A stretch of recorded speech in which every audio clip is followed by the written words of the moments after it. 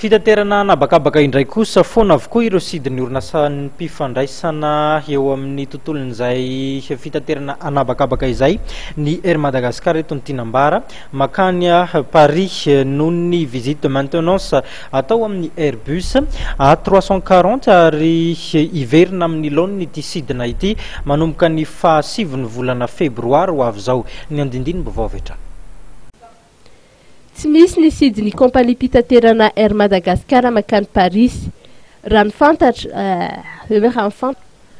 ny fanamariana avy amin'ny Air Madagascar moa dia mandalo ny fijerena sy fanamboarana antsoina hoe visite de maintenance réglementaire check sy ny Airbus A340 mampitohy an'i Madagascar sy Paris ny faha 20 janoary hatramin'ny faha 9 volana febroary 2024. Antony izay manafoana ireo sidina makany Paris rehetra tafiditra ao anatin'io vanim-potoana io.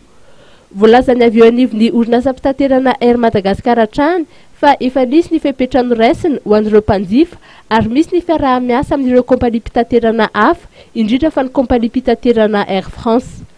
Raha ny vinavina moa dia tokony miverina indray ny sidina Madagascar Paris amin'ny kompani pitaterana Air Madagascar amin'ny fahasivy ny volana febroary.